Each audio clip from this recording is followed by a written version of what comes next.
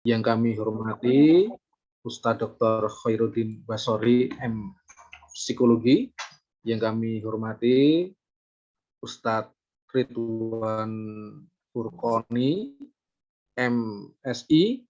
Yang kami hormati jamaah semuanya. Pada malam hari ini kita ketemu di kajian rutin kita, kajian Samara yang diselenggarakan oleh Majelis Pelayanan Sosial pimpinan wilayah Muhammadiyah DIY, selanjutnya dengan dua orto mudanya, Pemuda Muhammadiyah dan Nasiatul Aisyah.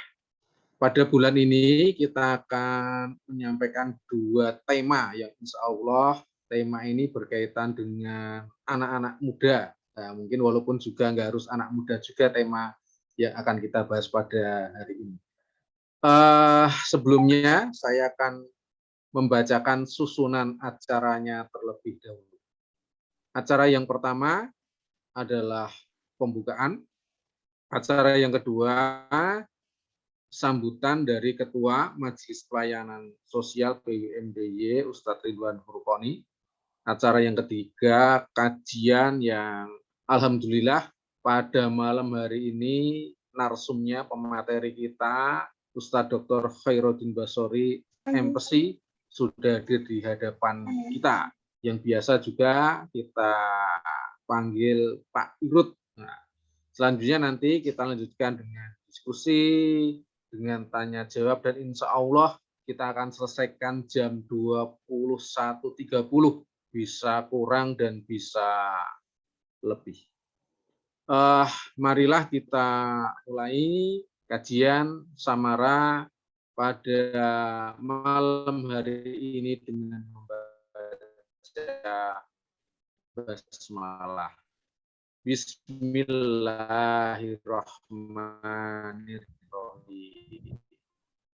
Acara yang kedua, sambutan yang akan Kang Ridwan Furqoni. Waktu dan tempat kami aturkan. Monggo. Oke, terima kasih Kang Iwan. Assalamualaikum warahmatullahi wabarakatuh. Waalaikumsalam warahmatullahi wabarakatuh. Alhamdulillahirabbil alamin. Shalatu wassalamu ala asyrofil anbiya'i wal mursalin wa ala alihi wa ashabihi ajma'in. Wa ba'du. Bapak Dr. Khairuddin Basori yang saya hormati, yang telah kersa rawuh pada malam hari ini melalui media Zoom memenuhi undangan panitia kajian Samara mempertemukan harapan.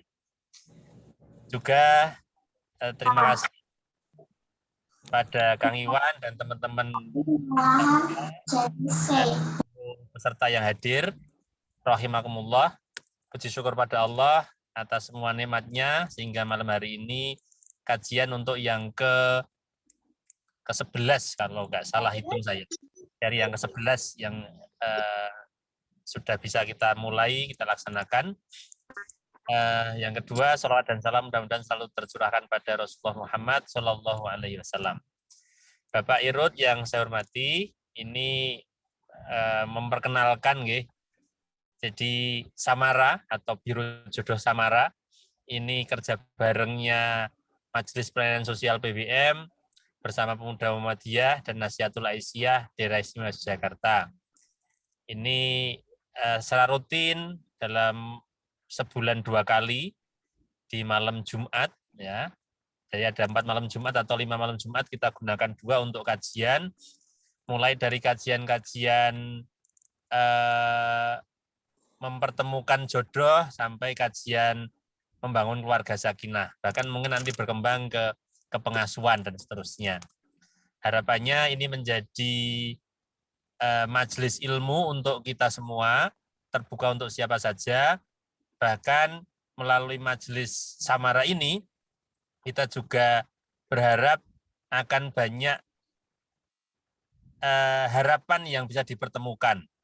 Karena bertemu harapannya dan menjadi jodoh itu bagian dari separuh agama. Harapannya demikian, maka monggo teman-teman yang hadir bisa mengajak yang lain untuk semakin menyemarakkan kajian kita dan menambah wawasan kita, sehingga keluarga, karena ini memang kajian-kajian keluarga, bisa menjadi semakin sakinah, semakin penuh mawaddah warahmah. Itu saja yang saya sampaikan. Terima kasih. Kurang lebihnya mohon maaf. Nasrun minallah fatun qarib wa basyiril mu'minin. Assalamualaikum warahmatullahi wabarakatuh. Saya kembalikan pada Kang Iwan Setiawan. Monggo Kang. Nggih, matur nuwun Kang Ridwan untuk sambutannya. Alhamdulillah juga beberapa waktu yang lalu kami ini menginisiasi ada WA group bernama Keluarga Sakinah yang diinisiasi oleh Pak Asad juga yang lain, yang WAG ini juga berkaitan dengan tema-tema, membahas berkaitan dengan tema keluarga dan lain sebagainya, yang di situ juga kita bisa sharing. Artinya ini bagian dari kolaborasi, salah satu bentuk dari kolaborasi WAG Keluarga Sakinah adalah salah satunya ya kajian ini dan mungkin juga kajian-kajian yang lain. Sehingga saya rasa dengan adanya Zoom dan sebagainya bisa menambah wawasan kita, khazanah kita, juga bisa menambah jaringan kita, ataupun juga bisa lokalisir berkaitan dengan tema-tema yang memang tidak semua orang itu suka kepada tema ini, tapi ada beberapa tema mungkin yang disukai. Salah satunya adalah ternyata juga berkaitan dengan keluarga, berkaitan dengan jodoh dan sebagainya, itu adalah tema-tema yang diminati. Langsung saja untuk kajian pada malam hari ini kepada Ustadz Khairuddin Basori atau Pak Irud yang akan menyampaikan tema menjadi sakinah untuk pasangan muda. Kepada Ustadz Irud, waktu dan tempat kami haturkan. Monggo. Assalamualaikum warahmatullahi wabarakatuh. Waalaikumsalam warahmatullahi wabarakatuh. Bismillahirrahmanirrahim. Alhamdulillahirabbil alamin. Wassalamu ala alihi wa sahbihi wa ba'd. Bapak Ibu dan teman-teman sekalian, terima kasih atas kesempatan silaturahminya. Topiknya menarik. Jadi sakinah untuk pasangan muda. Memang tidak mudah, memang pasangan yang tua saja tidak mudah untuk sampai ke sakinah. Nanti saya akan cerita, apalagi untuk pasangan muda. Nah, mari kita diskusikan topik itu, dan izinkan saya untuk share beberapa PPT, mudah-mudahan nanti bisa menjadi bahan diskusi kita, menjadi sakinah untuk pasangan muda. Teman-teman sekalian, kata kuncinya sebetulnya di sini dua yang penting. Sakinah dan pasangan muda, itu artinya kan pasangan yang masih baru, yang belum lama berkeluarga. Karena memang dalam berkeluarga itu kan ada beberapa fase gitu ya. Misalnya kalau kita menyebutnya sebagai pasangan muda, itu berarti ya fase awal lah. Nanti ada fase menengah dan ada fase akhir lah. Kira-kira kalau kita bikin tahapan-tahapan bisa begitu. Dan masing-masing ada dinamikanya yang khas. Nah, nanti mau kita lihat, kalau yang pasangan muda itu biasanya dinamikanya di sebelah mana. Terus kalau yang tua, ya saya kira lain kali lah kita bahas yang tua. Karena itu ada seninya tersendiri bagaimana sakinah di usia senja. Tentu harapannya ketika orang menikah itu ya penuh dengan kasih sayang, pokoknya delok-delokan wis seneng. Padahal nek orang paham ya ngeleh, tapi harapan orang apa yang dibayangkan itu kan wis pokoknya anggere wis seneng, wis tresno, itu seolah-olah sudah segalanya. Nah, di awal nanti kita akan lihat memang fase itu yang sering orang menyebutnya sebagai fase bulan madu atau honeymoon. Saya sering bergurau begini, disebut honeymoon. Kenapa disebut honeymoon? Ya, bulan madu. Kenapa tidak tahun madu? Nah, saya sering bergurau begini, karena memang untuk beberapa pasangan itu seringkali madunya itu hanya dalam hitungan bulan. Maka disebut bulan madu.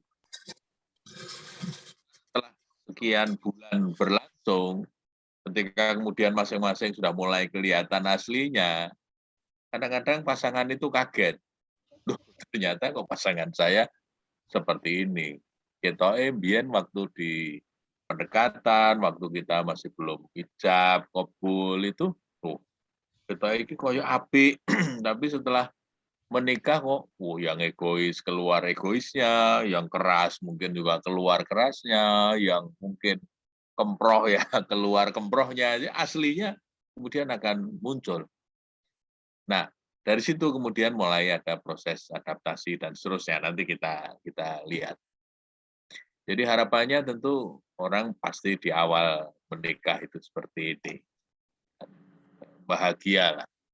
Gimana keluarga itu.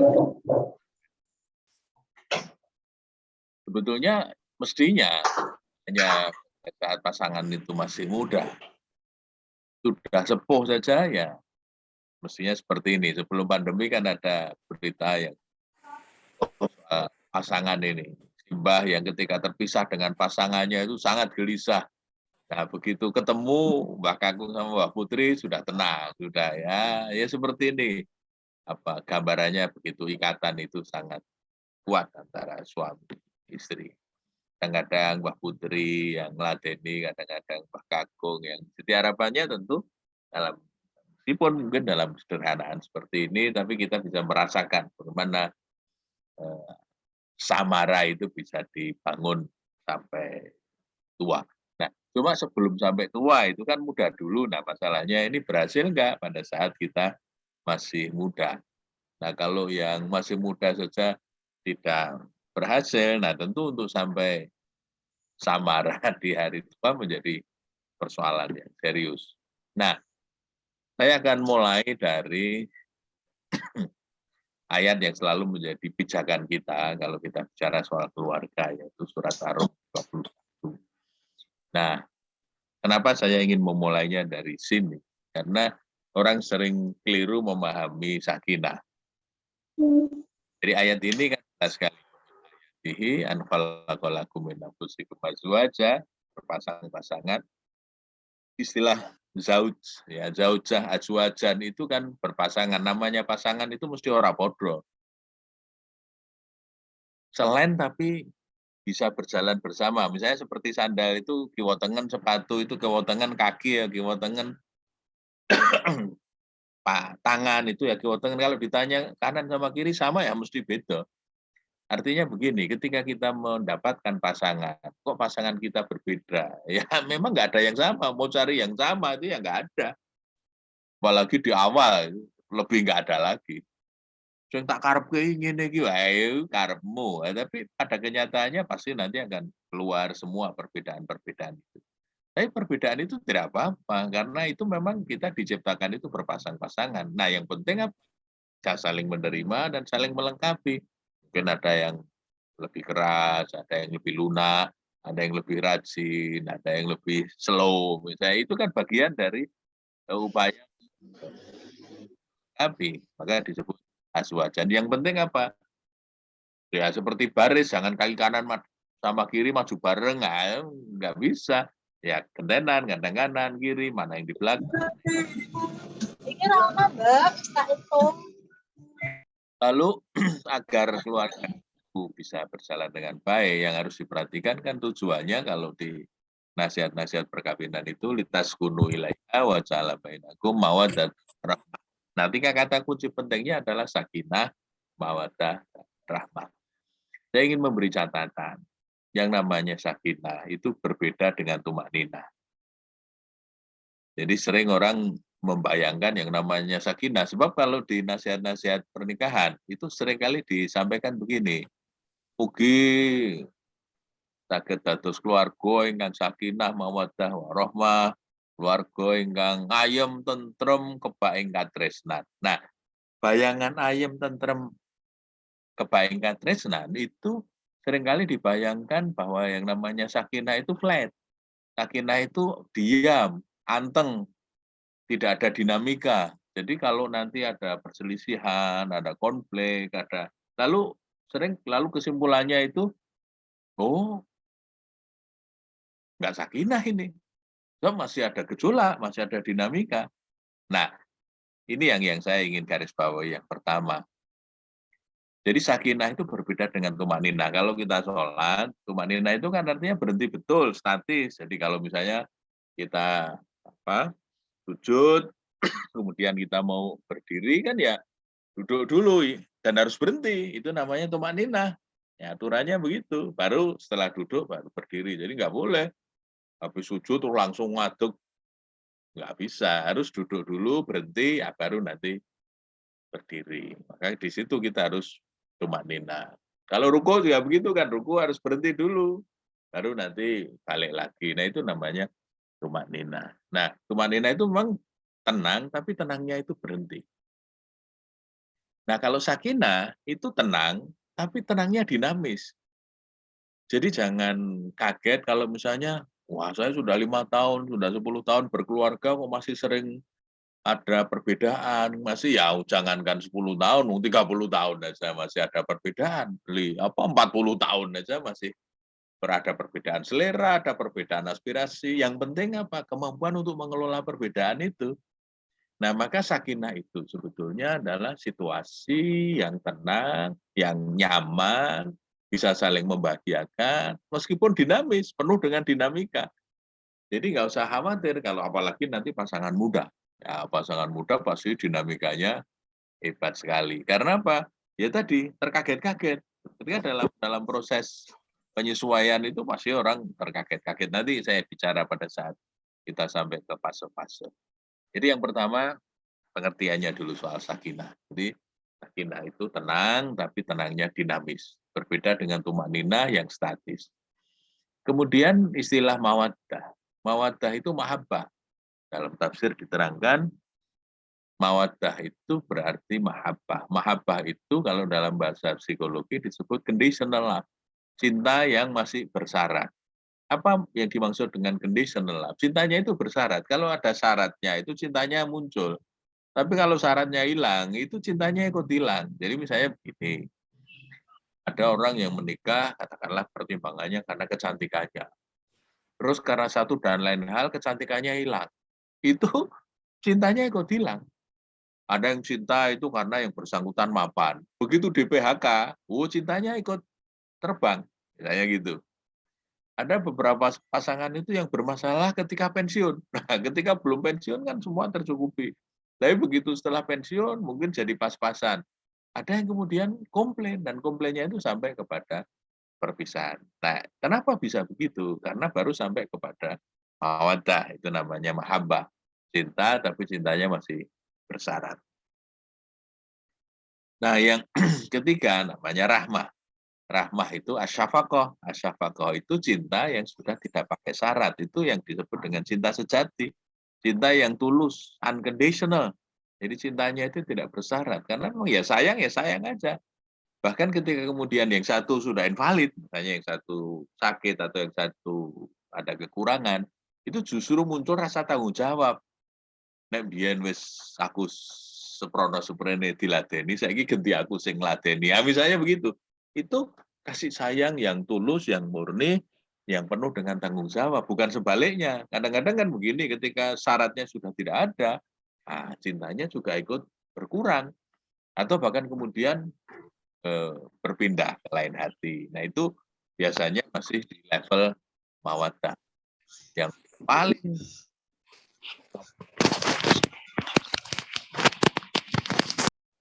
saya sering memberi contoh seperti apa yang namanya rahmah. Nah, saya pulang dari tugas di Indonesia bagian timur, saya transit di Denpasar. Nah, di Denpasar itu karena nunggu flight di Jogja masih ada beberapa jam, biasanya kalau orang nunggu flight itu ya cari kopi lah atau ngeteh sambil nyamian apa yang ada di kantin. Nah, kita biasanya nunggunya di kantin daripada bengong cuma nunggu gitu ya, kita cari kantin lah sambil makan siang. Yang mau saya ceritakan adalah di depan saya, itu ada rombongan besar. Ada kakek, nenek, bapak, ibu, anak cucu, pokoknya banyak itu. Nah, yang menarik adalah kakek ini mendorong nenek. Dan nenek ini stroke, pakai kursi roda, dan mohon maaf, yang sebelah sudah tidak bisa digerakkan. Sehingga kalau makan, itu ya sudah sangat kesulitan. Bahkan kakek ini karena agak serius, sudah perot. Apa perot itu bahasa Indonesianya? Udah nggak simetris lagi mulutnya. Nah, yang menarik adalah saya bisa membedakan ini. Mbah Kakung ini mendorong Mbah Putri itu dengan tulus sambil tersenyum pelan, penuh kasih sayang. Saya bisa merasakan itu bagaimana beliau mendorong, menampatkan di meja, menyingkirkan kursi untuk memberi nenek ini bisa.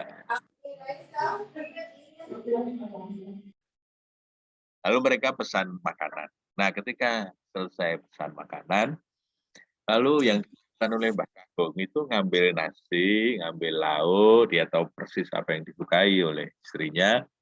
Dan kemudian Mbah Kakung itu dulang, menyuapi Mbah Putri. Nah, ketika disuapi, karena sudah stroke, maka susah untuk apa? Makannya susah. Sehingga apa template apa kemana-mana nasinya itu ya karena sudah perut ya jadi tidak bisa makan dengan tertib. Tapi Mbak Kakung itu enggak piye-piye, dia malah ngambil tisu kemudian dengan penuh kasih sayang dibersihkan seliperatan nasi lauk yang kemana-mana itu sambil tersenyum itu saya di depannya itu ini namanya rahmat. Sekarang cari Mbak Kakung yang begitu itu tidak gampang itu, tidak mudah. Bagaimana seseorang yang tetap sayang ketika yang satu sudah tidak dalam kondisi yang prima. Nah, ini yang namanya rahmah, yang namanya syafaqah. Kasih sayang yang unconditional, ya, yang tidak lagi pakai syarat karena memang tulus, ya cintanya itu tulus. Itu yang disebut dengan man habbalillah wa abghadalillah. Fakot istakmalal iman ya, kalau imannya udah top itu gitu sih, dia mencintainya ya karena memang lillah ya begitu. Ya, dia terima kondisi itu sebagai bagian dari yang harus dia jalani dalam kehidupannya. Nah, lalu bagaimana kaitannya dengan proses kita ketika menikah? Tentu ada dua fase ya, sebelum dan sesudah.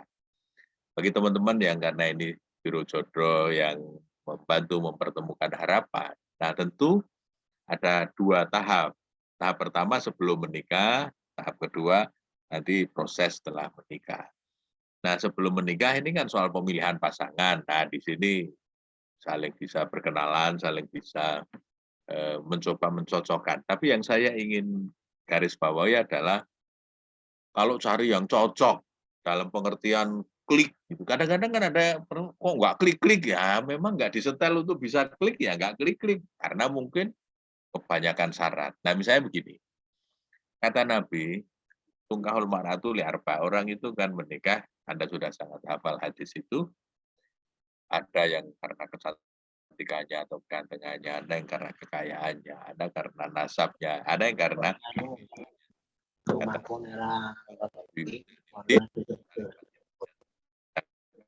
kita memilih yang agamanya baik, pasti kamu akan merasakan kebahagiaan. Nah, Buya Hamka menarik, beliau membuat logika yang sederhana tapi bisa dipahami. Semua diberi skor. Cantik, ganteng, itu artinya wajah ya, penampilan itu dikasih skor 0. Kaya itu juga 0. Nasab itu juga 0. Nah, agama itu dikasih skor 1. Sehingga kalau ada orang itu cantik, kaya, dan nasabnya bagus, keturunannya bagus, nah itu 0 tambah 0 tambah 0 ya tetap 0. Sehingga agamanya bagus dan cantik atau ganteng, 10. Baru setelah ada agamanya itu bermakna. Nanti kalau agamanya bagus dan kaya, hanya itu 100. Agamanya bagus, cantik, ganteng, kaya, nasabnya bagus, itu 1000. Nah, cuma memang kalau dalam fikih kan ada syarat. Ya kalau itu ada kafaahnya itu dalam pengertian ya yang kira-kira kalau diskor itu jangan jauh-jauh lah, karena kalau jomplang itu juga susah ya.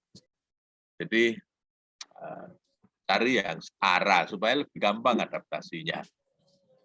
Karena ada kasus-kasus bahwa ketika tidak begitu setara itu lalu ya proses adaptasinya jadi perjuangannya lebih berat. Hanya saya pernah dikelui ya, disambati oleh mahasiswa saya. Padahal beliau ini sudah kerja di Pemda, sudah punya posisi yang bagus di pemerintahan. Nah, cuma karena beliau ini dari keluarga yang sederhana. Lalu istrinya itu dari keluarga kaya. Anak lurah di desa, sudah biasa hidup berkecukupan. Nah, maka apapun yang dilakukan oleh suaminya, rezeki yang diberikan oleh suaminya, itu dianggap kurang. Nah, keluhan suaminya itu apa? Pripun nggih, Ustaz? Lah pripun? Lah saya itu sudah le nyambut gawe wis sirah dienggo sikil dienggo sirah itu untuk menunjukkan jungkir balik dia bekerja keras di kantornya itu.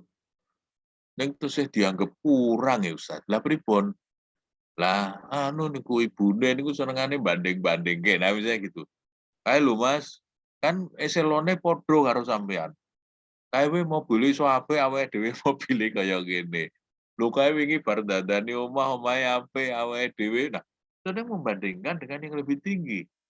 Nah, suaminya yang dikomplain begitu itu kan jadi Allah, terus gimana ini? Padahal dia sudah merasa melakukan yang terbaik, apa yang diperoleh ya sudah kemudian semuanya disampaikan ke pasangannya, tapi karena mungkin latar belakang yang sangat berbeda, itu jadi aspirasinya misalnya terhadap materi jadi berbeda. Nah, karena itu memang kalau yang ideal ya cari yang 1.000, kalau nggak ada ya 100, kalau nggak ada ya 10, atau di antara itu semua ya. Tapi yang penting apa? Kita jangan kemudian punya pikiran begini, oh saya tidak 1.000 kok golek sing 1.000, kan nggak fair ya toh. Saya pernah ada seminar saya menyampaikan ini waktu itu di UNS, bagaimana kita sebelum menikah saya sampaikan ini, kemudian pada saat sesi tanya jawab itu ada yang bertanya begini, Ustaz, ya bagaimanapun kan kita harus mencari yang 1.000 Ustaz, masa mencari yang tidak ideal, kita kan harus mencari yang ideal. Saya kan lihat siapa yang bertanya ini, dari jauh itu saya melihat, wah Anda ini kayaknya skornya tidak 1.000 ini, tapi dia pengen 1.000. Wah, lalu saya bergurau begini, ya Mas, saya setuju kita nyari yang ideal. Tapi syaratnya tambah 1. Apa Ustaz? Nah, gelem karo sampean. Nah, kita nyari yang 1.000 ning ora gelem karo awake dhewe ya ora sida dadi kan. Misalnya begitu. Makanya tadi istilah kafaah ya, cari yang sekufu, itu memang salah satu cara sebetulnya untuk memudahkan dalam proses adaptasi.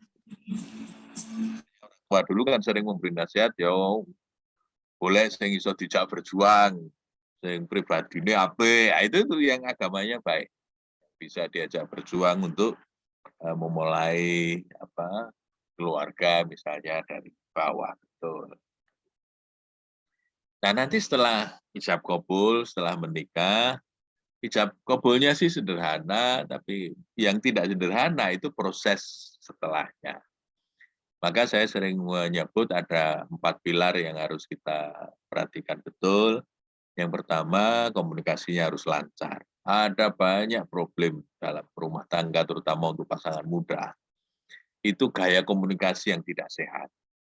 Misalnya, kalau kita belajar komunikasi, kan gaya komunikasi itu ada 3.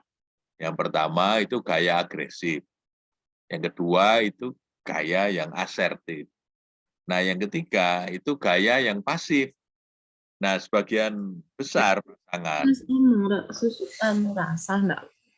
ekstrem itu. Ya, ekstrem pertama itu agresif. Agresif itu apa? Terus terang kan hati. Itu gaya komunikasi. Nah, pasangan sebetulnya kalau terus terang itu lebih gampang dikelola. Cuma karena menyakitkan hati kan jadi angel. Setiap kali ngomong ngelarang hati. Itu kan jadi nandes. Katanya, ya katanya cinta, tapi kok menyakitkan hati. Saya sering melihat Cinta, tapi kok menyakitkan hati. mengkomunikasikan sesuatu itu dengan apa ya? Nyelekit, dengan sarkastik atau dengan bahasa. Nah, itu nggak sehat. Itu kayak yang agresif. Jadi terus terang tapi menyakitkan hati. Tapi ada gaya yang satu lagi itu yang sebaliknya, yaitu pasif.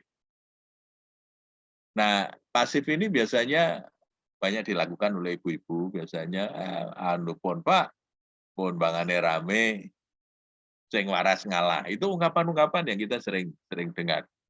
Pun bangane rame sing waras ngalah. Itu kan padha karo ngonekke pasangane mboten waras ya. Tapi kan ya itu yang terjadi. Hanya untuk menghindari konflik. Maka tidak berani mengkomunikasikan pikiran dan perasaan. Jadi tidak terbuka. Maka yang paling bagus itu yang di tengah, yang namanya asertif. Asertif itu terus terang, tapi tidak menyakitkan hati. Jadi memilih momentum, memilih bahasa. Jadi kalau ada persoalan, ada perbedaan pendapat, itu saling diungkapkan. Ya orang, ngono aku ora setuju nek ngono kuwi. Paling bilang, "Lho ngene lho Mas maksudku ki dengan ini kita bisa begini begitu." Jadi didiskusikan. Jadi ada dialog terbuka tapi tidak saling menyakiti. Wah, nek kuwi aku urung iso, aku urung tekan aku. Yo diajari ya ra Bu. Sithik-sithik aku dituntun. Misalnya kita merasa kurang di bidang tertentu bisa begitu. Atau kita memberitahu pasangan juga jangan dengan bahasa yang menyakitkan hati, tapi dengan bahasa yang bisa diterima. Nah, itu yang disebut dengan asertif. Asertif itu lugas, terus terang apa yang dipikirkan dan dirasakan itu apa? Supaya pasangan kita itu lebih mudah untuk mengenali kita. Saya sering berguru di Muhammadiyah, tapi sering menganut aliran kebatinan. Apa-apa ming dibatin, ning nek ora cocok, nesu. Nah itu kan aliran kebatinan, padahal pasangan kita bukan dukun. Ya kalau nggak dikomunikasikan ya nggak ngerti kan, nggak dikatakan terus terang ya nggak ngerti apa yang ada di kepala dan ada yang di hati pasangan masing-masing. Maka yang pertama, pilar pertama itu komunikasinya harus lancar. Hanya memang setiap budaya itu punya style yang berbeda-beda. Setiap kultur, subkultur tertentu itu gayanya beda. Misalnya, saya pernah bareng ke Medan itu dengan kakek-kakek orang Medan, orang-orang Batak. Beliau cerita, alhamdulillah nak, keluarga saya, keluarga sakinah, anak saya begini-begini. Wah, menarik sekali kakek ini. Nah, saya tanya, resepnya apa kek? Kalau gaya Medan. Pokoknya gini nak, kalau saya pengalaman saya, pokoknya sebelum tidur itu harus selesai. Nggak boleh kita tidur masih dongkol. Enggak, kita selesaikan sebelum tidur. Nah ini gaya Medan. Itu terbuka gitu. Umpamanya perang itu ya perang terbuka. Ini gaya Medan. Tapi yang lucu, kalau gaya Jogja itu kadang-kadang ketika orang berselisih, suami istri saling marah-marahan gitu, ditinggal tidur aja besok bangun sudah ketawa sendiri, kau udah senyum-senyum sendiri, sudah wawuh. Loh, padahal belum diselesaikan. Nah ini juga nggak sehatnya karena kemudian tidak dikomunikasikan. Tetapi hebatnya apa gaya Jogja ini? Kontrol emosinya, kesadaran untuk menyadari kesalahan masing-masing itu lebih tinggi kan. Jadi ya wis lah serah apa sing wis ya wis. Terus apian meneh misalnya gitu. Tapi ya setiap kultur itu punya gayanya, tapi pada intinya adalah terbuka dan secara lugas dikomunikasikan dengan pasangan masing-masing. Jadi kalau komunikasinya lancar itu banyak masalah bisa diatasi. Yang sering jadi problem, jadi berat itu kemudian ketika justru putus komunikasi, tidak mau ngomong, mau mendiskusikan masalah, kemudian malah ngomong dengan orang lain, atau malah diumbar di media sosial, atau itu jadi bisa kemana-mana. Satu, kasih. Lalu untuk yang kedua, agar sakinah itu, pilarnya adalah soal kepuasan, life satisfaction. Jadi usahakan dalam kehidupan berkeluarga itu penuh dengan kepuasan. Nah, kepuasan itu bisa macam-macam. Bisa kepuasan ekonomi, artinya memang tercukupi. Nah, bagaimana caranya? Ya diusahakan bareng-bareng. Kan? Itu yang namanya kepuasan ekonomi. Apa yang dibutuhkan bisa terlaksana. Nah, ada kepuasan psikologis, misalnya saling dihargai, saling merasa dihormati, diwongke, itu kan kepuasan psikologis. Apa yang ngewongke pasangan yang menghargai, ada seseorang yang kemudian memutuskan untuk berpindah ke lain hati, itu gara-gara tidak dihargai. Jadi secara psikologis ya, aku secara kanggo mas, secara tahu pintar karo aku, ya karena kebetulan pasangannya itu pintar banget, semuanya bisa diputusi sendiri, udah jalan sendiri, dan berhasil. Tapi suaminya merasa orang kanggo. Nah ini kan jadi ada ketidakpuasan di mana? Yaitu ketidakpuasan psikologis. Ada ketidakpuasan sosial, misalnya tidak diterima oleh keluarga besarnya, tidak diterima di lingkungannya, ada masalah relasi dengan kerabat, dengan besan, dengan misalnya yang gitu-gitu. Itu kepuasan sosial. Jadi kalau di situ ada masalah, berarti ada ketidakpuasan, itu juga rawan. Ada juga misalnya kepuasan itu kepuasan seksual. Ada yang kemudian banyak keluarga itu yang bermasalah karena ada problem seksual. Jadi tidak bisa saling menghargai, saling memberikan yang terbaik untuk pasangannya di bidang seksual. Saya pernah penelitian di lokalisasi pelacuran. Ketika pelacur itu saya tanya, Mbak, kalau menurut Anda, orang pada kesini itu ngapain? Iseng apa ngopo? Saya ingin mendapatkan perspektif dari pelaku. Ternyata jawabannya sederhana. Mas, mencari kepuasan. Tuh. Iya, kok mencari kepuasan, kenapa? Lah, mungkin kalau istrinya kan diminta macam-macam belum tentu mau, Mas. Kalau saya dibayar ya saya suruh apa saja mau.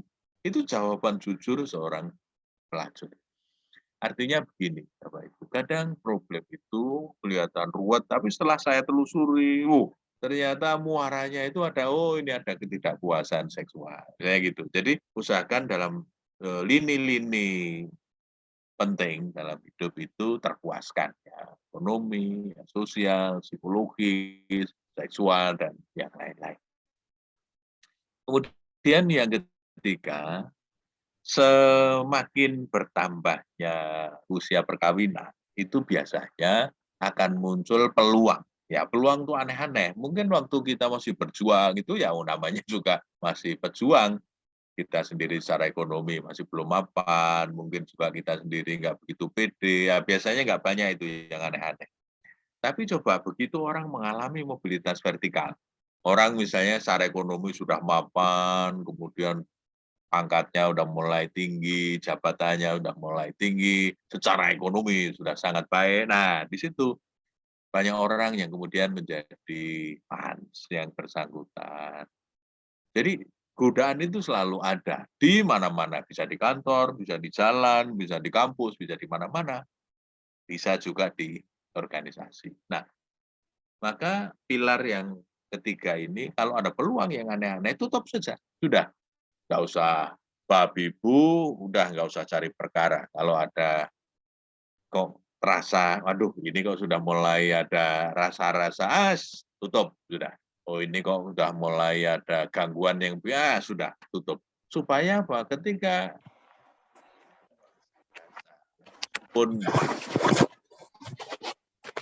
abdi kita yang namanya manusia biasa itu makhluk khotoh, nisyan, yang kadang-kadang salah, lupa, ya. Karena itu sebelum salah, sebelum lupa, udah tutup dulu. Karena kalau kita nggak nutup peluang yang aneh-aneh, itu terus bisa berkembang.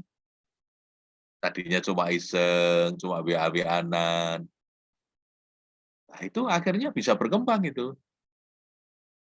Yang sering saya contohkan itu kan saya dapat WA, misalnya begini. saya gadis 25 tahun, tolong dicarikan pasangan.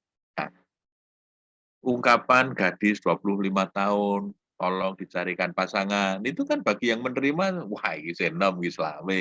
Kan lalu ingat yang di rumah, saya ngomong wis 50 ya, misalnya gitu. Ah, nek dijalke untuk loro gitu. Nah, lalu bisa membandingkan macam-macam. Ini tolong dicarikan pasangan, ini mesti agak boleh pasangan. Nah, yang lebih membuka peluang itu apa? Ada komanya. Dan setelah koma itu bunyinya begini. Tapi kalau Ustadz berminat juga oke. Waduh, ini harus dijawab bagaimana ini? Nah, ini kan ada peluang. Nah, kalau saya misalnya jawabnya serius ini, nah, dia kalau kemudian jawabnya serius Ustadz, wah itu kan bisa berkembang. Saya kemudian bisa saja jawab posisi di mana, wah itu bisa kemana-mana. Tapi kalau saya mendapatkan WA yang seperti itu, sudah saya kemudian menutup peluang itu. Nah, nggak usah saya jawab, supaya tidak kemana-mana. Nah, yang keempat, ini soal tadi saya cerita soal ngaji, ini soal komitmen keagamaan. Karena agama ini betul-betul bisa menjadi rem. Tapi meskipun kita di bareng agamanya baik, tapi kalau 1, 2, 3 bermasalah, itu berat juga. Misalnya ya, orang pasangan itu agamanya baik, semuanya rajin ngaji, tapi komunikasinya buruk, kepuasannya buruk, peluangnya terbuka lebar. Waduh, itu berat juga.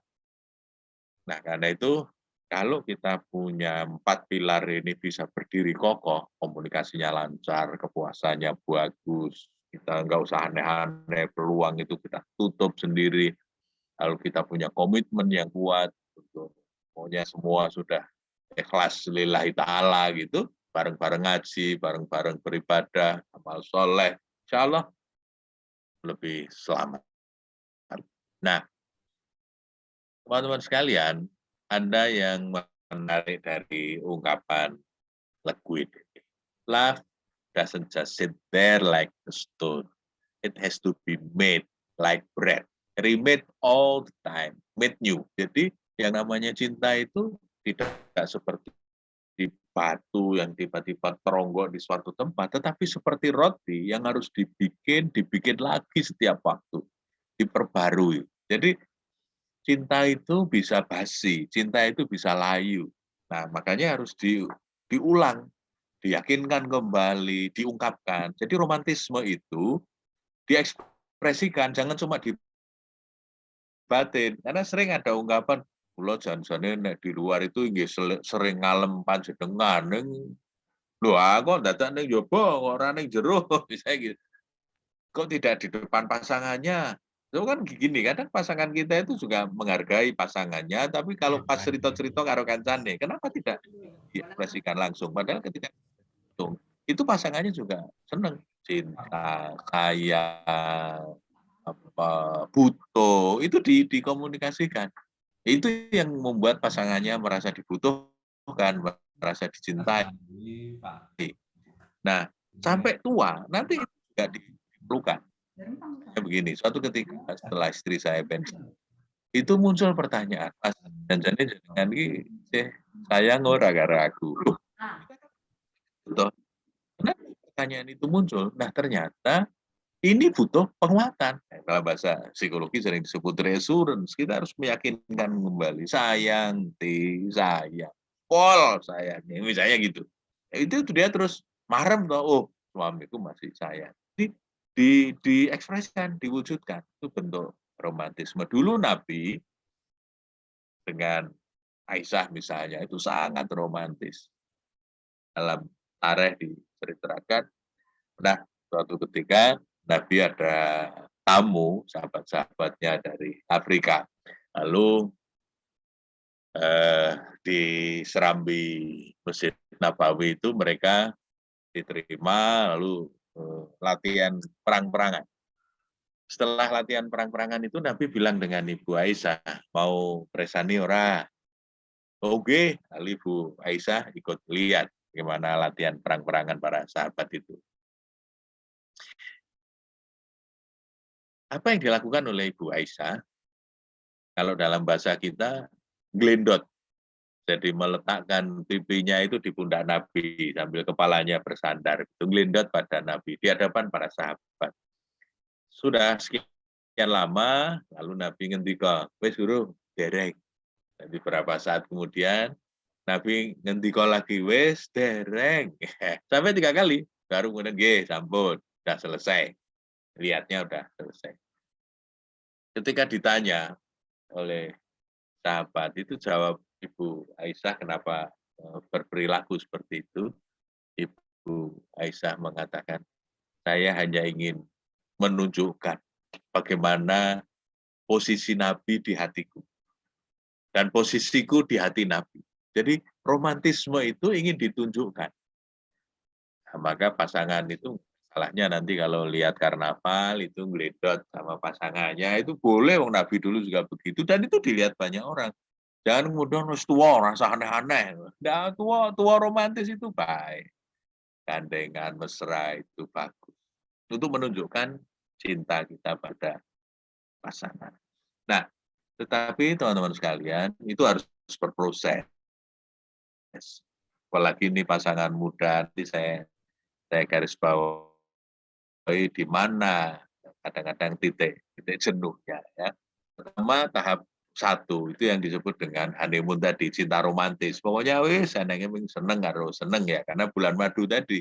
Tapi ketika kemudian sudah sekian lama, kan muncul aslinya masing-masing. Nah, lalu datang fase kedua, yaitu adaptasi, mulai penyesuaian. Oh, bulane bojoku ngene to lagiane. Bulane nek dijak cerita ngon kuwi tersinggung. Ternyata nek kagungan kersa ora kena disemayani. Nah, itu kan muncul kekagetan-kekagetan itu muncul karena aslinya pada keluar semua. Nah, kemudian di situ terjadi proses adaptasi. Mungkin istri geser sedikit, mungkin suami geser sedikit, sampai ada titik tertentu di mana dua-duanya merasa nyaman. Nah, kalau proses penyesuaian itu jalan lancar, itu biasanya cepat. Karena sering ada pertanyaan begini, Ustaz, proses adaptasinya berapa tahun? Ya tergantung masing-masing. Kalau orangnya well adjusted, ya orangnya itu mudah menyesuaikan diri, ya cepat. Tapi kalau orangnya apa istilahnya beguguk itu kepala batu ya, buku karpe dewe, egois itu ya susah sekali. Itu penyesuaiannya bisa lama, sampai bertahun-tahun, bisa puluhan tahun. Karena istilahnya orang gelem diluk, nggak mau diarahkan, nggak mau diajak kompromi misalnya. Ono gelem ya ngene, ora gelem ya karepmu. Ya kan ada yang gugup begitu. Nah, itu proses adaptasinya biasanya lama. Saya ada pasangan yang seperti itu dalam kasus-kasus yang saya bantu.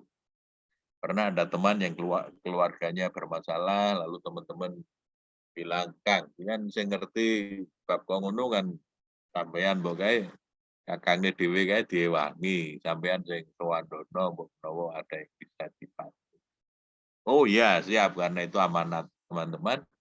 Saya silaturahmi ke rumah senior ini. Nah, basa-basi jane iki ana apa Kang mbok menawa aku iso ngewangi. Apa jawabannya? Nek orang ngerti masalah ya rasa melu-melu. Oh ya wes, itu kalau sudah ditutup begitu ini kan berarti yang bersangkutan itu sudah merasa benar dan enggak mau lihat perspektif lain. Nah, kalau orang-orang yang begini ini biasanya proses penyesuaiannya lama sekali.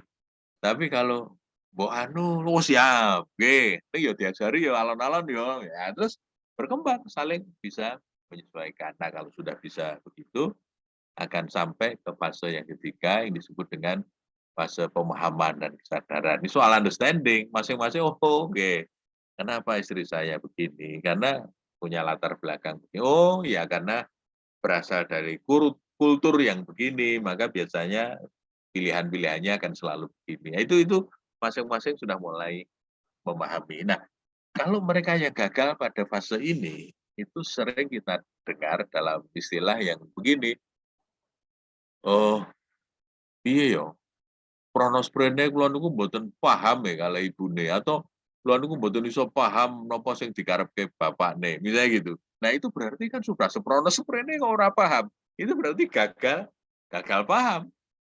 tidak saling terbuka, tidak saling berusaha menyesuaikan, sehingga kemudian ya nggak ada pemahaman, nggak ada kesadaran.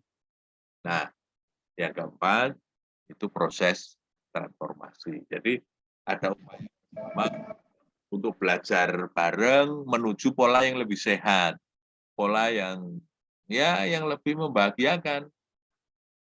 Jangan kemudian kita malah milih pola-pola yang tidak sehat. Nah, baru kalau itu sudah bisa dilalui, kita akan sampai kepada yang disebut true love, yang disebut cinta sejati, yang dalam bahasa kita disebut sakinah, mawaddah, warahmah. Jadi, Bapak, Ibu, dan teman-teman sekalian, sakinah itu bukan sesuatu yang tadi seperti cinta yang seperti batu jatuh teronggo di suatu tempat, bukan. Sakinah itu sebuah proses yang harus kita usahakan. Karena dalam bahasa Arab, tulisan sakinah itu bisa dibaca dua. Bisa dibaca sakinah, bisa dibaca sikinah. Kalau sakinah tadi tenang yang dinamis, kalau sikinah itu pisau. Jadi kalau teman-teman jajan steak itu kan ada steak knife, ada pisau steak yang rodo kentrol. Nah, itu yang namanya sikinah. Artinya memang berkeluarga itu kalau prosesnya betul, itu membahagiakan. Tapi kalau prosesnya salah, wah semarak loro ati. Maka seperti sikinah tadi, seperti diiris peso kedul. Kalau diiris peso landep itu cetrol, terus pedot. Tapi ini diiris nganggo peso kedul itu kan jadi sakit sekali. Nah, ini proses. Karena itu, teman-teman sekalian, dalam proses itu pasti ada perbedaan-perbedaan, pasti ada konflik di sana-sini. Nah, saya ingin sedikit bicara soal konflik. Dalam pendapat yang tradisional, itu kalau orang konflik itu,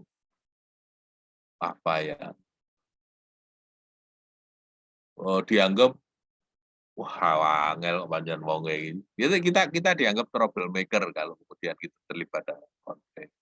Lalu konflik itu dianggap buruk, sehingga harus dihindari.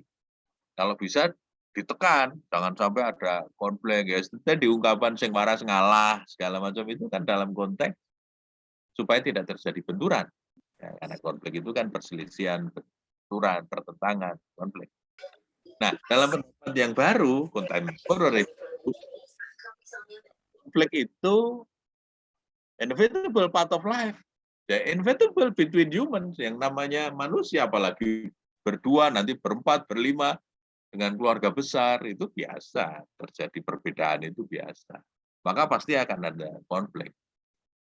Dan lebih sering sebetulnya konflik itu bermanfaat kalau bisa kita kelola dengan baik. Apa yang laten, itu begitu terjadi konflik kan metu kabeh.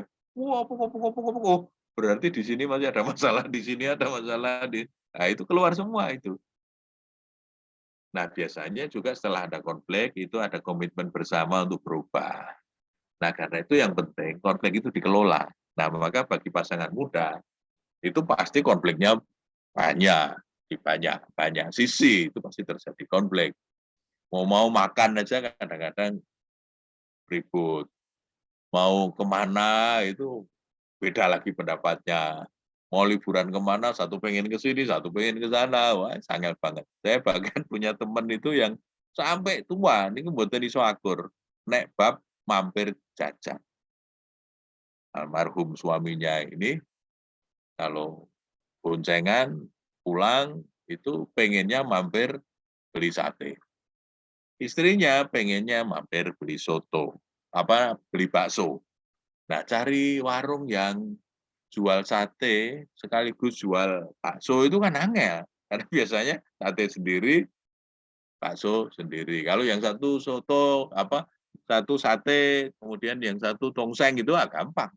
Nah, tapi ini dua-duanya ini seleranya. Yang satu sate, yang satu bakso itu kan angel. Mau beli bakso, sing pengen sate nganteng. Tapi kalau mau beli sate, istrinya pengennya bakso. Akhirnya apa? Teman ini menemukan warung di Jalan Imogiri. Itu yang di warung itu ya jual sate, ya jual bakso. Jadi kalau dari Jogja, itu temen ini selalu mampirnya ya di warung itu. Karena ada pilihannya, bakso sama sate. Nggak bisa ke warung lain kan. Nah ini contoh, yang sampai tua itu belum bisa beradaptasi untuk menyesuaikan, saling menghargai itu rada angel. Tapi ya selalu ada cara untuk menyelesaikan. Nah, beliau terima dengan jajan di satu warung itu yang menyediakan sate dan bakso. Nah, sumbernya bisa macam-macam, dari komunikasinya nggak bagus, mungkin selalu agresif atau bahkan pasif, mungkin pembagian perannya nggak jelas, ya siapa yang harus ngurus apa, bagaimana, atau juga yang bersifat personal, misalnya pancen wonge rada angel, Baton Suloyo, atau egonya tinggi, atau mungkin punya beban masa lalu, apa, itu yang faktor-faktor personal. Atau ada faktor lingkungan, tiba-tiba ada pandemi, tiba-tiba di PHK, atau tiba-tiba apa. Karena kemarin saya ketemu dengan teman-teman Kemenak, di kota, itu teman-teman Kemenak cerita, setelah pandemi, itu angka perceraian naik 25%. 25% itu kan seperempat, itu kan besar sekali. Jadi setelah pandemi ini, angka perceraian itu meningkatnya luar biasa. Itu kan berarti apa? Konflik yang nggak bisa diselesaikan. Jadi begitu ada tekanan, terutama tekanan ekonomi, yang kemudian merembet ke konflik-konflik yang lain, dan akhirnya pasangan itu memutuskan untuk berpisah. Luar biasa loh, 25%. Saya kaget juga diberi cerita itu. Tenane Kang, oke, 25%. Weh lah, 25% itu besar sekali, angka yang sangat mengejutkan. Nah, bagaimana membangun kedekatan pasangan supaya merasakan bisa nyaman, bisa saling mengerti, bisa saling percaya. Ada konsep yang bagus dalam psikologi yang disebut dengan rekening bank emosi. Apa yang dimaksud dengan rekening bank emosi? Bedanya dengan rekening bank biasa itu seperti apa? Kalau di rekening bank itu kalau didiamkan, itu kan cenderung bertambah, kan ada jasanya, ada bunganya. Kita nyimpan 100 juta gitu ya, nanti teke wae jadi sekian. Itu kan karena ada dalam syariah ya, ada ujrohnya dan sebagainya. Kemudian kalau jadi kebaikan kita, komitmen kita itu seperti investasi. Jadi dicatat oleh pasangan kita itu sebagai rekening di hati. Jadi rekening bank emosi itu maksudnya apa? Ya, bagaimana rasa yang dirasakan oleh pasangan menyangkut kita. Makanya kalau kemudian didiamkan, itu cenderung berkurang, cenderung menurun. Jadi kalau kita tidak sering berinteraksi, tidak sering memberikan apresiasi, itu lama-lama kedekatannya itu turun. Trust-nya juga turun. Nah, yang menarik, kalau di bank, itu penentunya pihak pertama. Misalnya saya sebagai nasabah, saya datang ke teller, Mbak, saya mau nabung. Itu tellernya tinggal nyatet kan, Mbak, saya mau setor. Udah dicatat sebagai setoran. Jadi yang menentukan pihak pertama, saya sebagai penabung. Tapi kalau soal emosi, penentunya itu pihak kedua. Jadi kalau soal perasaan, itu yang menentukan, itu yang merasakan. Jadi pasangan kita, misalnya, saya ingin menyenangkan hati istri. Anggap saja saya ini orangnya pekerja keras. Lalu saya kerja, nggak pulang-pulang, terus pulang bawa duit banyak. Ketika saya pulang bawa duit banyak karena saya ingin menyenangkan hati pasangan, semua uangnya saya berikan istri. Bu, iki lho, bukti cintaku padamu, wes pokoknya buruk meduruk semua hasil kerja keras saya itu saya berikan pasangan. Pertanyaannya, apakah pasangan kita kemudian menerimanya dengan senang hati? Belum tentu. Menurut kita kan, wah mesti bojoku seneng tak kayak ditokeh. Belum tentu. Bisa jadi dia akan menjawab begini, wes mas, kayak dhewe iki wis tuwa, bocah-bocah ya wis iso nyambut gawe dhewe-dhewe. Mbok wis saiki awake dhewe iki lebih banyak di rumah. Apik ngelingi lah ngamal soleh, wis awake dhewe runtang-runtung wong loro. Aku ming kepengin luwih sering dikancani lho coba. saya memberi duit banyak, padahal pasangan pengennya cuma dikancani. Ini kan ngalor ngidul. Padahal waktu mencari duit banyak, saya pergi terus. Nah ini kan nggak ketemu. Maka itu yang sering menjadi konflik.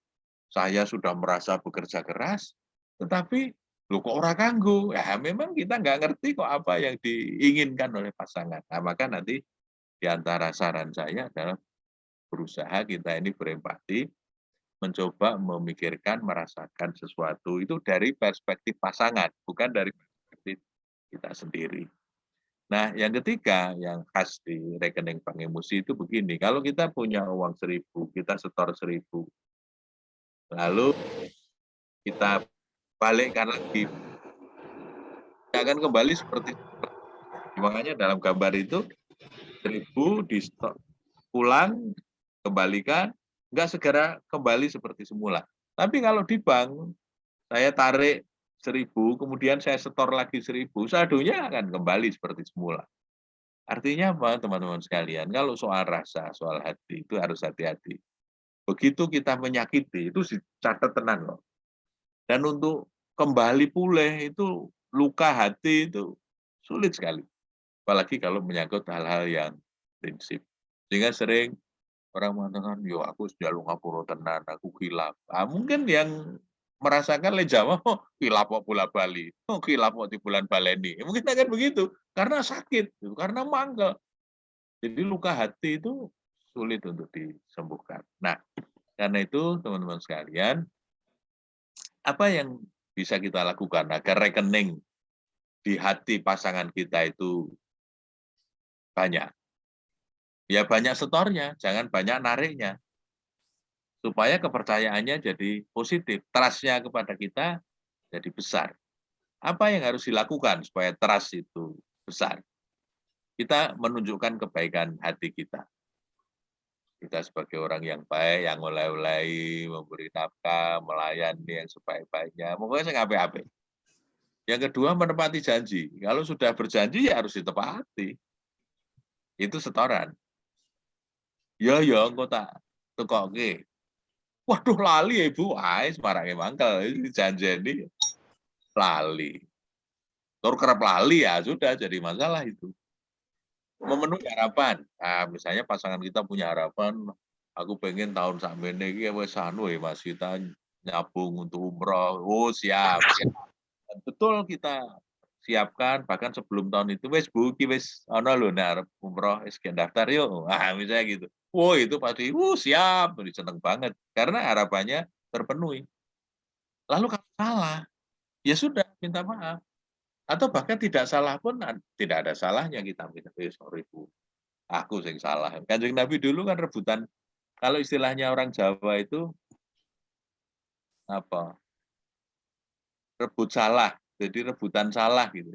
Mana yang duluan salah dan kemudian ngalah, itu lebih banyak mengalah. Itu yang seringkali dianggap sebagai setoran. Nah, sebaliknya apa yang dianggap sebagai tarikan? Yang dianggap sebagai tarikan itu nggih bangsa sing ora apik. Ingkar janji, berlaku tidak baik, malah menyelisih harapan, ya membuyarkan harapan, bukan memenuhi harapan, malah membuyarkan harapan. Lalu kita angkuh, nggak mau minta maaf, cetok kleru, orang gelem njaluk ngapura. Wah itu yang bikin kepercayaan makin lama makin drop. Nah semakin banyak setoran yang kita munculkan, maka kedekatan, kepercayaan pasangan itu jadi semakin. Nah maka kita harus mencocokkan antara harapan dan setoran. Nah, coba saja nanti pasangan muda nulis. Pasangan berharap apa dan sudah merasa setor apa. Nanti suaminya, istrinya masing-masing menulis. Harapannya apa, sudah setor apa. Nah, kemudian coba dicocokin. Misalnya seperti saya tadi. Istri saya punya harapan apa. Saya sudah merasa setor apa. Coba digadroke. Itu seringkali betul gadro. Istri saya pengen begini-begini. Loh, saya merasa setornya ini. Loh, setoran karo yang menjadi harapan betul ketemu. Itu yang kemudian menyebabkan trust-nya itu turun. Itu yang menyebabkan rekeningnya rendah. Tapi kalau antara harapan dan setoran itu nyambung, sama, wah seneng banget. Wah, matur nuwun, Pak. Wis, pokoknya panjenengan top tenan. Aku rung nyuwun wis disiapke. Misalnya gitu, itu karena harapannya terpenuhi. Coba kalau nggak terpenuhi, wah seradrongan, bola-bali dilengke, tok lali, misalnya gitu. Itu karena harapan dan setorannya itu nggak ketemu. Jadi semakin banyak setoran yang memenuhi harapan, nah itu yang membuat hubungan itu semakin berkualitas. Nah, maka nanti kalau terjadi konflik, ada problem apa, salah satu langkah yang bisa kita tempuh itu seperti ini. Jadi cari dulu problemnya apa, terus mau dibawa kemana, strateginya apa, strategi itu diimplementasi betul, baru nanti di akhir dievaluasi. Jadi di setiap tahapan itu beberapa alternatif di list, ini yang disebut dengan brainstorming, nah, kemudian dipilih, oh saya ketahui masalah ini. Ya, kok rame lagi masalahnya apa toh? Oh misalnya ekonomi, oh ya sudah kalau problemnya ekonomi berarti goalnya dari misalnya penghasilan berapa, saya ingin tambah menjadi berapa. Nah, kalau mau nambah segitu, itu strateginya apa? Oh, bisa jualan ini, bisa begini, bisa begini. Dari sekian strategi itu, coba kita pilih salah satu. Nah, lalu diimplementasi betul. Oke, aku harap sekarang jualan online misalnya. Saya mau nawarkan ini itu. Ayo, enggak apa-apa. Oke, dimulai. Nah, baru nanti dievaluasi. Setelah sekian lama, wow, apa ini? Betul, penghasilan bisa meningkat sampai sekian. Nah, itu berarti solution. Tapi ada, waduh, radati. Nah, berarti kan no solution. Nah, kalau no solution, balik lagi, tahapnya dicek. Mungkin mendefinisikan masalahnya yang belum tepat, atau mungkin tujuan kita geser dari masalah A ke B itu terlalu ambisius misalnya. Atau strateginya yang tidak cocok, atau mungkin strateginya pun apa, tapi tidak dilakoni, ya itu juga nggak selesai. Nah, kira-kira demikian teman-teman sekalian, mudah-mudahan ada manfaatnya secara praktis. Saya ingin menyimpulkan, kita berusaha memahami sebelum minta dipahami. Dalam bahasa Stephen Covey itu, first to understand, then to be understood.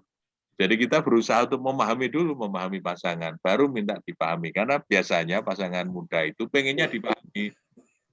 Dong tuh karena aku. Kamu semestinya bukan kok menuntut dipahami, tapi justru kita yang memahami pasangan kita. Kalau dua-duanya saling berusaha untuk memahami kan jadi penak. Yang kedua, kita coba dengarkan pasangan.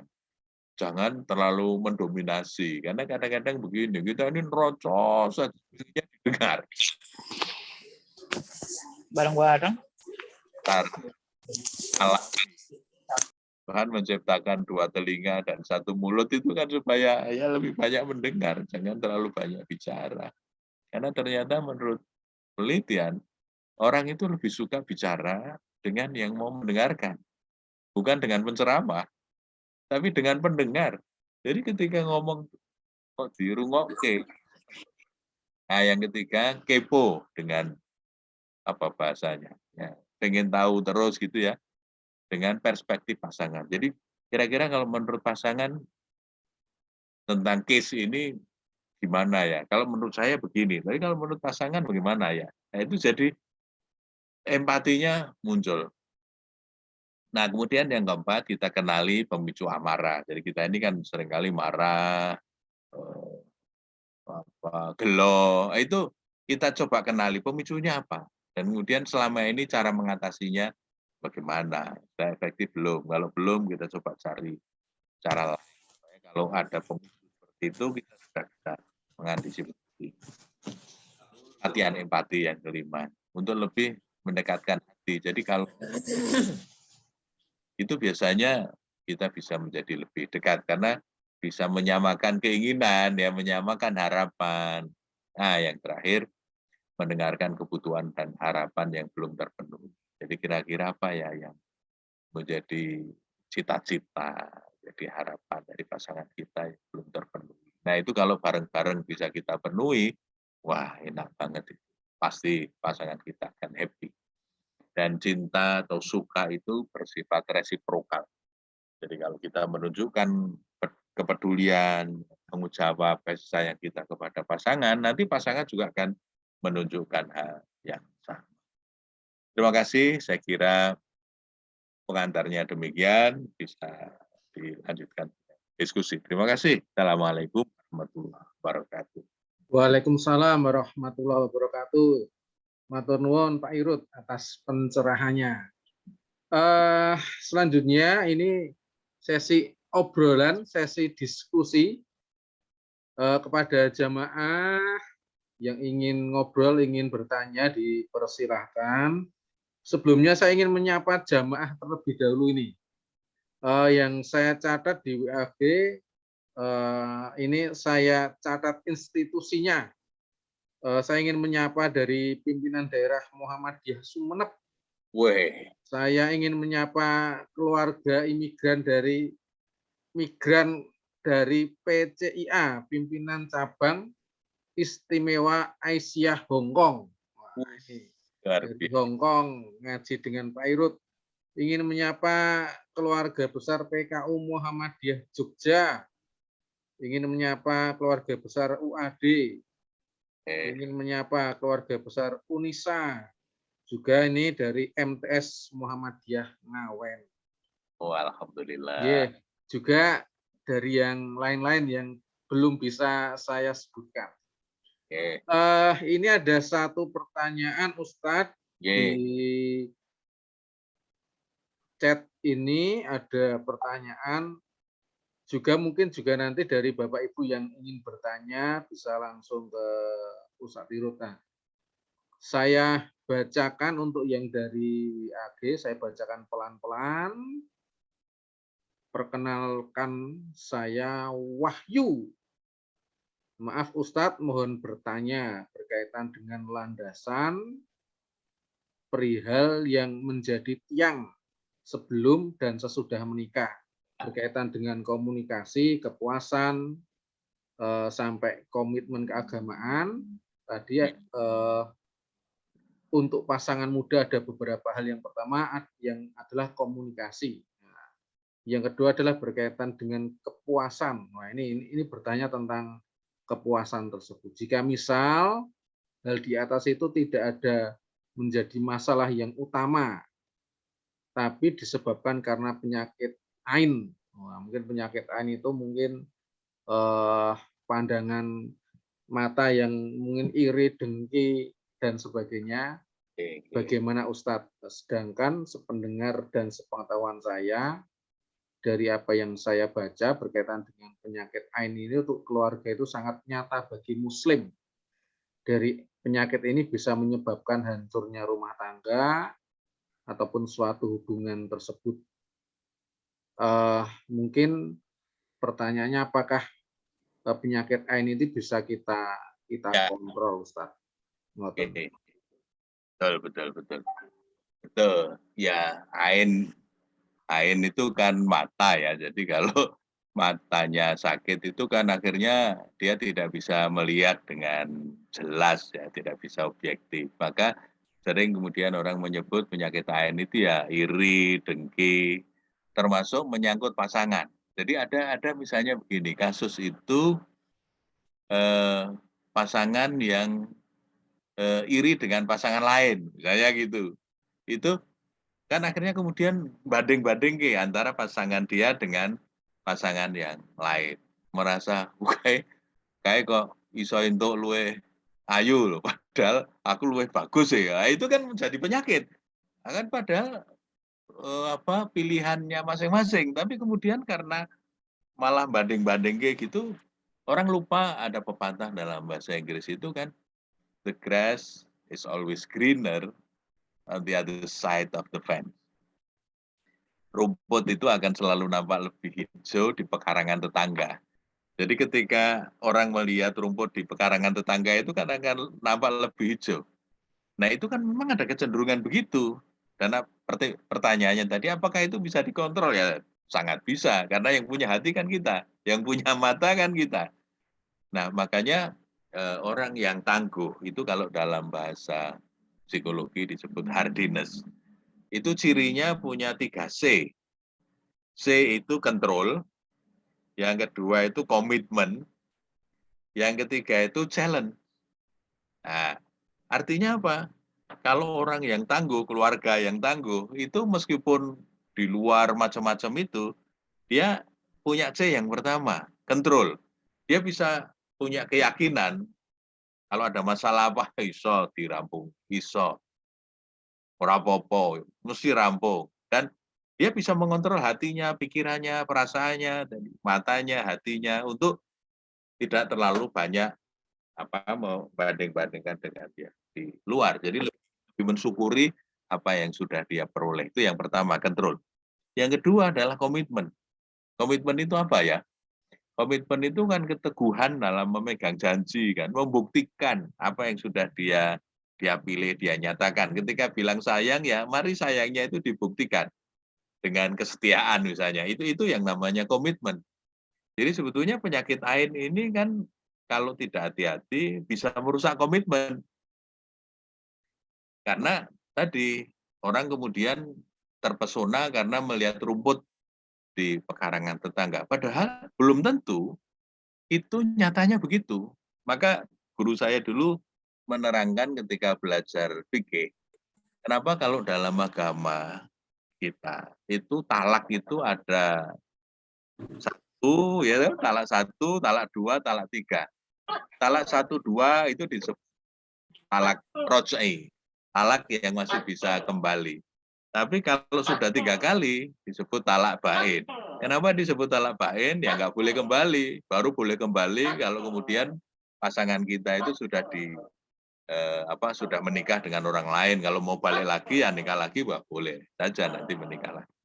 Itu namanya talak bain. Nah, guru saya dulu menerangkan begini, kenapa dalam agama itu ada talak satu, talak dua, dan talak tiga? Itu karena seringkali begini, ketika ada masalah, kemudian memutuskan untuk talak, itu kan kemudian katakanlah berpisah. Nah, ketika berpisah itu, kebaikan-kebaikan pasangan itu kelihatan kembali. Pada saat rame itu ya sing kelihatan cuma LA, tapi begitu sudah berpisah, itu kata guru saya dulu, itu menerangkannya, itu biasanya akan kelihatan. Lalu ada kecenderungan orang untuk kemudian balen, istilahnya balen, rujuk. Tapi nanti misalnya karena nggak punya keterampilan untuk tadi menyelesaikan masalah, maka keluarga itu harus punya keterampilan menyelesaikan masalah yang dalam bahasa psikologi disebut problem solving skill. Jadi kalau ada masalah itu ya iso ngerampungi. Dan nanti ketemu lagi masalah baru, ya didiskusikan lagi, dirampungke. Dan setiap kali ada masalah, lalu selesai. Nah, kalau dia tidak bisa menyelesaikan masalah, biasanya rame lagi. Rame misalnya ngamuk, nesu lagi, atau terus cerai. Nah, akhirnya kan itu talak yang kedua. Nah, katanya juga kalau sudah begitu, nanti kalau sudah lanjut gelol, waduh, lalu balen lagi. Jadi kadang orang tidak bisa mengontrol dengan baik perasaannya sendiri. Makanya tadi saya atur, ciri orang yang tangguh itu kalau memenuhi 3C, control, komitmen, dan challenge. Apa challenge itu? Kalau punya masalah, itu ya dianggap sebagai challenge, sebagai tantangan. Piye carane iki dirampungke iki? Mesti ono carane, iso. Ini pasti ada peluang untuk menjadi lebih baik. Jadi tidak mudah kalau ada apa itu terus rampung, terus rame, atau kalau istilah dulu hospure itu enggak seperti itu. Jadi sangat bisa dikontrol. Jadi memang kita harus mengendalikan diri, menahan diri, maka di antara pilar-pilar tadi salah satunya adalah menutup peluang yang aneh-aneh. Itu dalam rangka juga ikut menyembuhkan penyakit AID tadi. Terima kasih. Oke, matur nuwun Ustaz. Ini di chat ada pertanyaan lagi. Wah, ini bagi yang 18 tahun ke atas nih pertanyaannya. Perkenalkan, nama saya Bu Naim. Mohon info Pak Irut, mau bertanya, untuk mewujudkan romantisan itu, ya. Terkadang saya itu malu sama anak-anak meskipun suami sering romantis sama saya. Terkadang mencium saya di depan anak-anak, bolehkah itu? Ya. Nah, begini, setiap kultur itu punya kewajaran. Kita punya batas kewajaran. Nabi itu sebelum ke masjid diceritakan dalam tarikh, itu mencium istrinya, baru berangkat ke masjid. Jadi disayang dulu baru tidak. Nah ini kan tradisi yang sangat romantis. Jadi sebelum jamaah itu disayang dulu pasangannya baru berangkat. Nah yang jadi masalah menciumnya yang seperti apa? Bisa mencium kening atau bisa mencium pipi. Tapi mungkin kalau dalam tradisi kita, nah kalau mencium mulut kok kemudian di hadapan anak mungkin juga berlebihan ya kan. Tapi kalau misalnya pamit lalu sayang pipi atau cium kening itu orang anak bisa masih menerima. Tapi kalau ditambah yang lain-lain tentu dianggap berlebihan. Nah, karena itu memang tiap kultur itu punya batas-batas kewajaran. Nah, karena itu kita bisa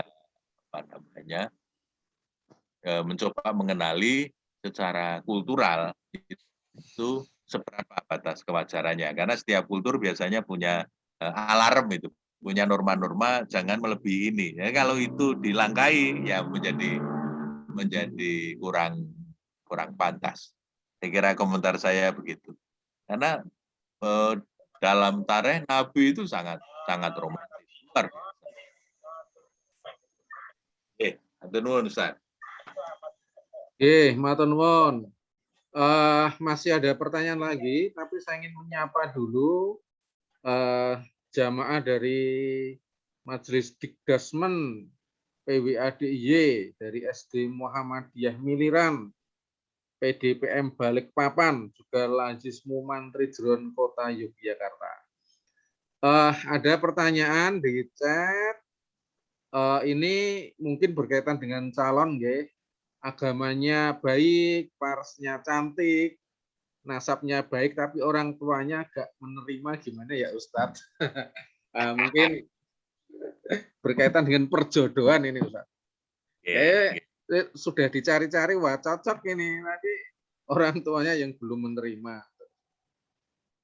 Yang belum menerima itu orang tua kita atau orang tua calon?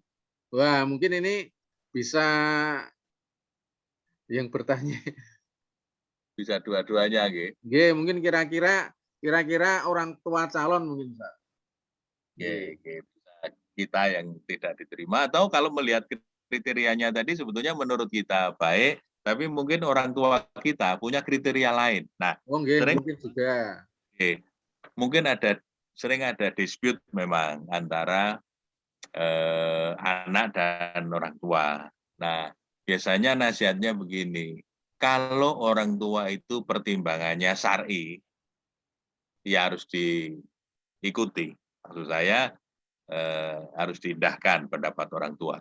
Tetapi kalau orang tua itu alasannya tidak syar'i, misalnya bukan karena pertimbangan agama atau pertimbangan-pertimbangan yang prinsipil, tapi pertimbangan-pertimbangan pokoknya anak sopo tuh orang kayak ora level, misalnya gitu ya kan, ada yang kadang-kadang karena dianggap kurang tidak dari keluarga yang punya istilahnya level yang sama gitu. Nah, itu ada yang menyarankan ya kita boleh untuk tetap pada pilihan kita. Tapi apapun, semua itu kan harus didialog. Saya punya pengalaman membantu sahabat yang awalnya itu tidak diterima karena dilihat dengan sebelah mata.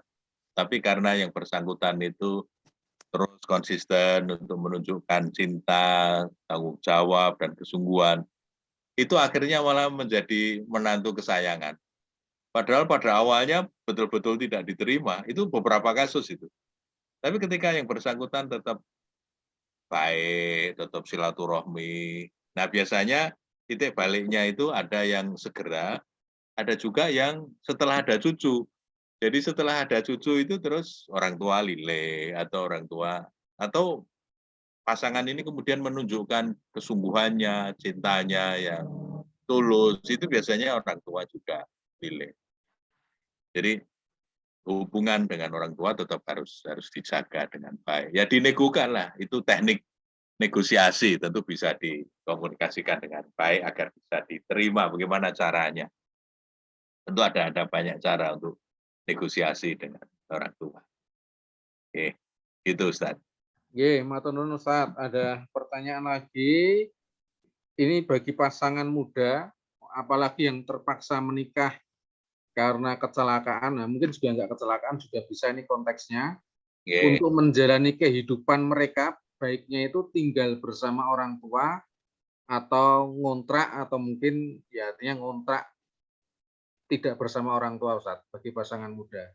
Oke. Nantinya ikut siap mandiri atau masih ikut orang tua, kira-kira.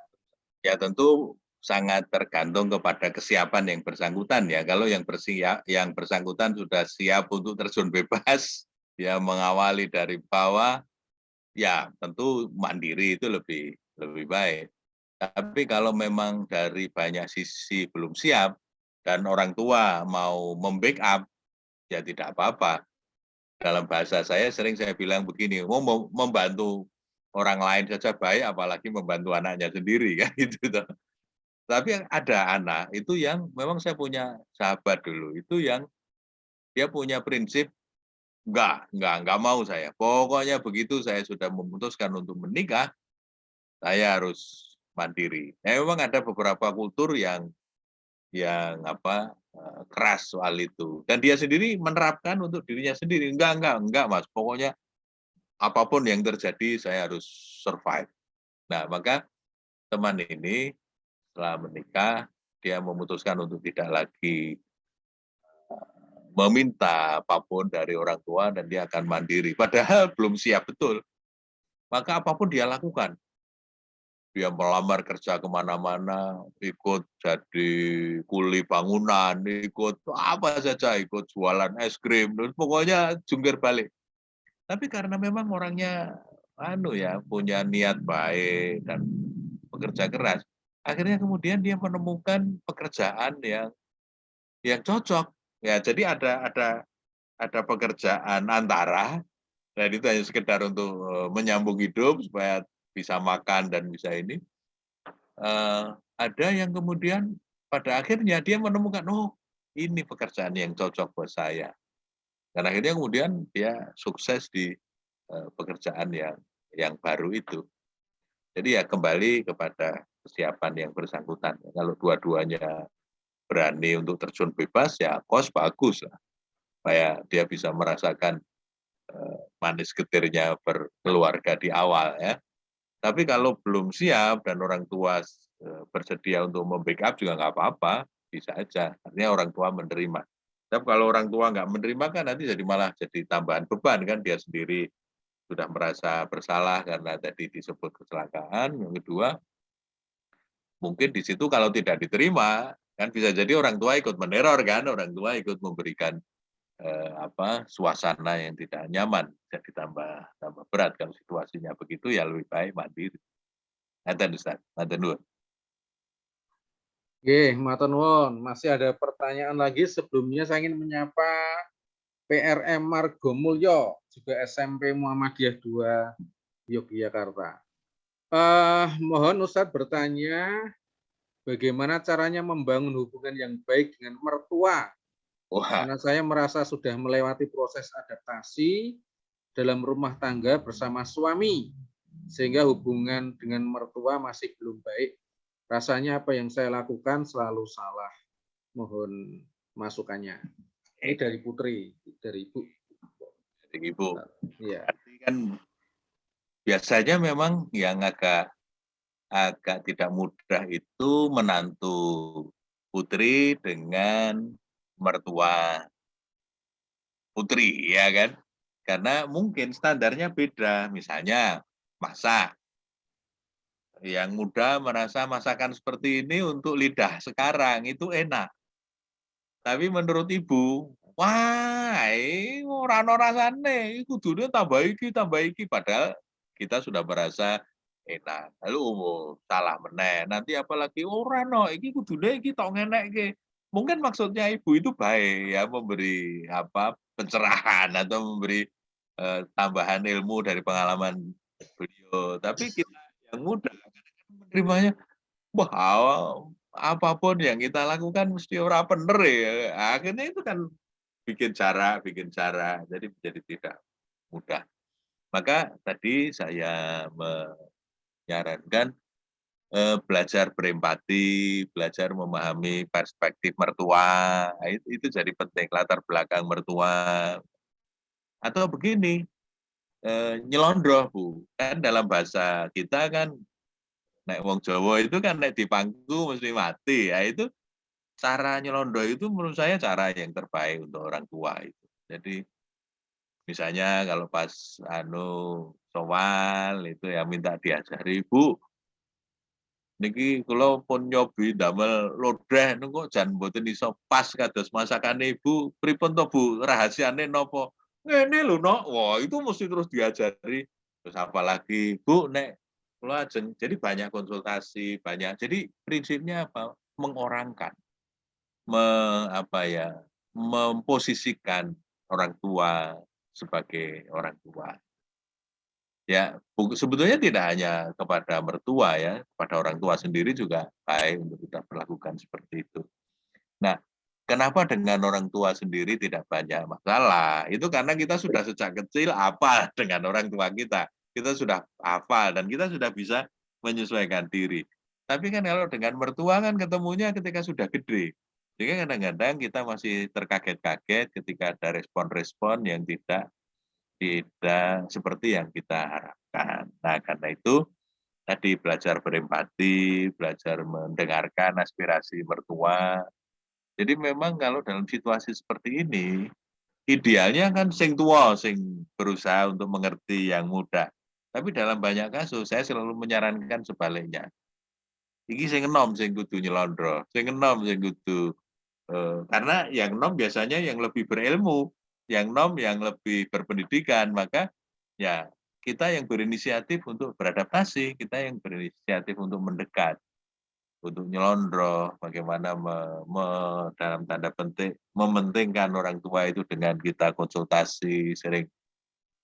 Ya meskipun mungkin konsultasi kita itu cuma lames kan, karena janjinya kita sudah punya perencana keputusannya nanti mau begini-begini, tapi pinton itu selalu orang tua itu nek dipintoni seneng kok. Misalnya apa ibu mau menyekolahkan putranya lalu pinton kepada mertua. Pripun nggih Bu nek ajeng kula sekolah teng mriko kondisinya seperti ini. Tapi adik pengennya di sini. Saenipun dos pundi nggih Bu? Ayo wis dituruti bocah. Oh nggih. Itu kan kalau begini kan orang tua merasa didengarkan. Dan tradisi orang tua biasanya memang dengarkan kan. Pengennya dituruti. Jadi kalau kita bisa mengerti, memahami jalan pikiran orang tua, biasanya untuk mendekat itu lebih mudah. Terima kasih. Nggih, matur nuwun Ustaz Tirut untuk jawaban-jawabannya. Bapak Ibu semua, ini pas jam 10.39 setengah 10. Wah, mau ngomong setengah 10 aja kesulitan. Sudah setengah 10 malam. 9.30. Yes, 9.30. Sehingga tidak elok kalau kami lanjutkan berkaitan dengan kajian pada malam hari ini, walaupun masih banyak pertanyaan yang tentu akan diajukan kepada Pak Irut. Insya Allah nanti kita akan lanjutkan dengan tema yang berbeda dengan pemateri Ustadz Dr. Khairuddin Basori. Bapak Ibu ingkang kula hormati, untuk kajian malam Jumat yang akan datang, insya Allah temanya menjaga sakinah pasangan LDR atau pasangan jarak jauh yang akan disampaikan oleh Mbak Desi Pranungsari MPSI, sama juga dari Fakultas Psikologi Universitas Ahmad Dahlan. Kita akhiri nggih untuk kajian pada malam hari ini. Tentu kami mengucapkan terima kasih kepada Ustadz Irut, Pak Irut, atas waktunya, atas ilmunya yang diberikan. Mungkin kalau sekiranya ingin bertanya, biasanya bisa langsung jabrinan dengan Pak Irut. Nggih, matur nuwun. Kami mengucapkan terima kasih juga kepada jamaah ya. Dari awal sampai akhir, saya rasa jamaahnya juga konsisten sampai hari ini. Kita akhiri dengan membaca hamdalah.